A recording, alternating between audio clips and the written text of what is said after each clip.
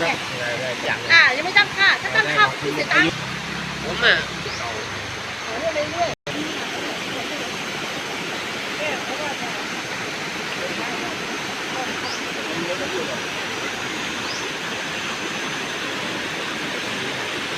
เป็นดอกเบี้ยอยู่กับคุณเลยแล้วหลัง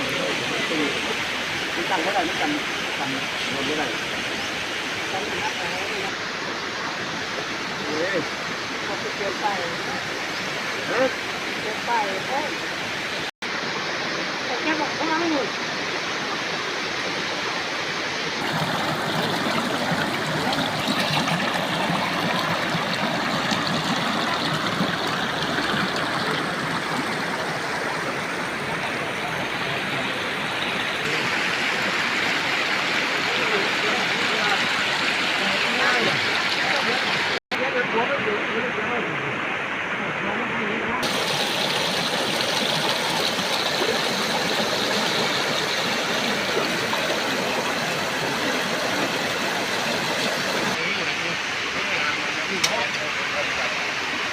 ง่ายเลย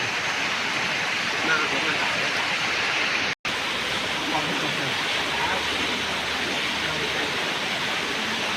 เนี่ย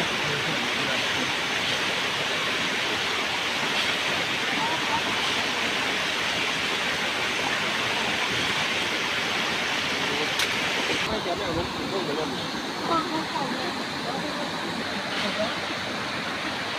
ชอบหนักนะเรื่องหนักตอนนี้ไม่รู้อะไรคิดอยู่